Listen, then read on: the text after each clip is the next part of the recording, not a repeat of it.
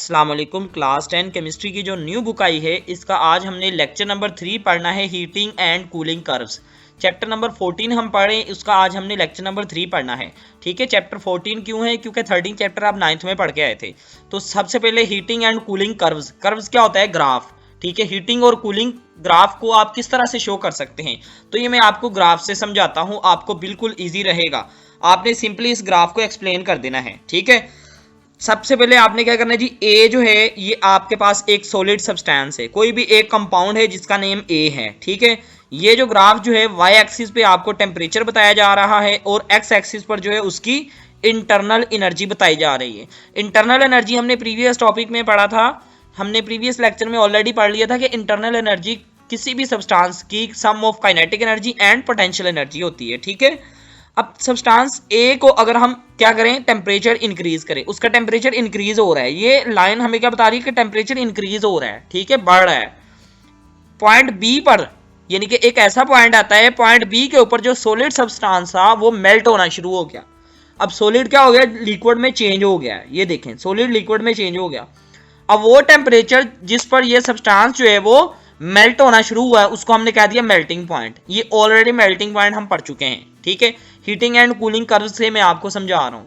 ठीक है, अब एक पॉइंट आएगा जब ये लिक्विड ने जो है इस पॉइंट पर आकर, ठीक है, उसका टेम्परेचर जो है वो मेंटेन हो जाता है, टेम्परेचर कांस्टेंट होता है। पॉइंट बी के बाद उसका टेम्परेचर कुछ टाइम के लिए कांस्टेंट हो जाता है। ठीक है, अब उसको हम कहते हैं जी फ्रीजिंग पॉइंट। उसका फ्रीजिंग पॉइंट जब वो कांस्टेंट हो जाता है, फर्दर कुछ टाइम आता है कि वो जो सब्सटेंस होता है उसका टेम्परेचर और बढ़ना शुरू हो जाता है। ठीक है, अब पॉइंट डी के ऊपर जो है वो सब्सटेंस बॉयल होने लग जाता है। ठीक है, जैसे ही वो बॉयल होना स्टार्ट करेगा उस टेम्परेचर को हमने कह दिया जी बॉइलिंग पॉइंट है उस लिक्विड का। ठीक है, अब लिक्विड जो है वो बॉयल होना स्टार्ट हो गई है, यानी कि लिक्विड ने अब कौन सी स्टेट में चेंज होना है? गैस में। सॉलिड पहले लिक्विड में चेंज हुआ, अब लिक्विड ने गैस में चेंज होना है। ठीक है, अब कुछ टाइम के लिए जो है वो कॉन्स्टेंटली जो है बॉयल होती रहेगी चीज।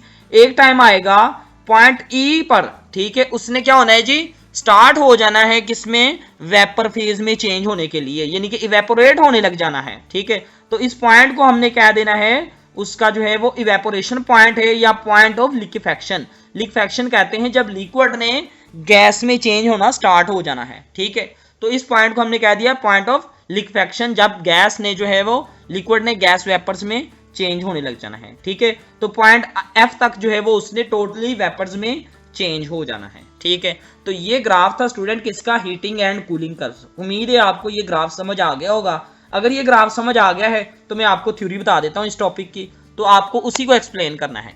Interconversion of physical states can also be understood with the help of graph between internal energy and temperature. वो कह रहा है कि सॉलिड से लिक्विड में या किसी भी फिजिकल स्टेट्स की जब हम इंटरनल एनर्जी और टेम्परेचर के दरमियान ग्राफ से हम समझ सकते हैं उसके इंटरकन्वर्जन, यानी कि सॉलिड ने लिक्विड में, लिक्विड ने गैस में कैसे चेंज होना है हम ग्राफ से समझ सकते हैं। इस ग्राफ को हम कहते हैं हीटिंग और कूलिंग कर्व्स। ये डेफिनेशन है हीटिंग एंड कूलिंग कर्व्स की, मार्क कर लें। ठीक है, अब ये वो सारा एक्सप्लेन किया है जो कि मैंने आपको बताया, आपने अपनी वर्डिंग में लिखना है। When a solid substance at point A is heated it increases temperature on attaining a specific temperature it melts as shown by the point B in the figure. This point represents the melting point of the given solid. ये already मैंने सारी चीजें आपको बता दी हैं, ये सारा का सारा आपने जो है खुद से लिखना है। अगर आपका खुद से लिखेंगे कॉन्सेप्ट आपका कभी भी गलत नहीं होगा, रट्टा लगाएंगे गलत हो सकता है।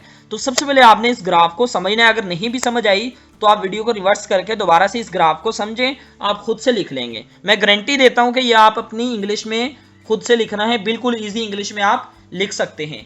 पॉइंट ए पर सॉलिड है, फिर उसने जो है मेल्ट होना स्टार्ट करना है इस पॉइंट पर, इसको हमने मेल्टिंग पॉइंट कह देना है। मेल्टिंग पॉइंट से सॉलिड का टेम्परेचर क्या हो जाएगा जी, जब वो लिक्विड में चेंज होगी कांस्टेंट हो जाएगा। कांस्टेंट का मतलब टेम्परेचर सेम रहेगा। जब सेम होगा तो लाइन कैसी होगी? स्ट्रेट लाइन हो जाएगी, हॉरिजॉन्टल हो जाएगी। ठीक है, जब लाइन जो है वो इंक्रीज होना शुरू होगी, टेम्परेचर फिर बढ़ने लगेगा, तो वो फ्रीजिंग से दोबारा बॉइलिंग की तरफ जाएगा। ठीक है, अब बॉइलिंग से दोबारा किस में जाएगा जी? लिक्विफेक्शन पॉइंट की तरफ जाएगा, यानी कि उसने वेपर में चेंज होना है। तो ये बिल्कुल इजी ग्राफ में मैंने आपको बता दिया। थ्योरी में आपको दोबारा से अगेन एंड अगेन स्टूडेंट बता रहा हूँ, आपने रट्टा नहीं लगाना, रट्टा लगाएंगे सारा गलत हो जाएगा। ठीक है, तो ये था जी आपका आज का टॉपिक जिसमें हमने इंटरकन्वर्जन या फिर हीटिंग एंड कूलिंग कर्व्स पढ़ ली हैं, किसकी? किसी भी फिजिकल स्टेट की, ठीक है। तो ये सारा वही एक्सप्लेन किया हुआ है। इतनी लंबी आपने जो है थ्योरी याद करेंगे तो बहुत मुश्किल हो जाएगा, ठीक है। ये बिल्कुल इजी मैंने आपको वे बता दिया है कि आपने कैसे करना है। क्लियर हुआ स्टूडेंट? तो इसके बाद जो है ये सारा चैप्टर मैंने आपको एक्सप्लेन करना है। सिर्फ यही चैप्टर नहीं, केमिस्ट्री का भी, फिजिक्स का भी, बायो का भी, मैथमेटिक्स का भी, सारा जो आपका नया सिलेबस आया है उसके लेक्चर हम अपलोड कर रहे हैं। अगर ये बुक आपके पास अभी नहीं है तो आप कमेंट में मुझे बताएं, मैं आपको जो है ये बुक शेयर कर दूंगा। ये नहीं, सारी की सारी बुक्स शेयर करूंगा। कमेंट सेक्शन में आपने मुझे बता देना कि सर बुक्स चाहिए, ठीक है। अगर लेक्चर समझ नहीं आया तो आपने मुझे बताना है ताकि मैं आपके लिए लेक्चर्स का मेथड और चेंज कर लूँ, ठीक है। तो इसी तरह से मैंने आपको तैयारी करवानी है। उसकी रीज़न ये है कि अभी तक मार्केट में बुक्स नहीं आई, ठीक है। स्कूल वाले आपको जो है बुक्स नहीं प्रोवाइड करेंगे, ये आपको खुद परचेज करना पड़ती हैं, तो आपका बहुत ज़्यादा टाइम वेस्ट हो जाएगा। तो जैसे ही आपके 9th के पेपर्स ख़त्म होने हैं आपने जो है इधर से तैयारी करना स्टार्ट कर देनी है, ठीक है। अगर स्टूडेंट वीडियो अच्छी लगी है तो इस चैनल को सब्सक्राइब करके वीडियो को लाइक कर दें ताकि मैं फर्दर आपके लिए इस तरह की वीडियो बनाता रहूँ।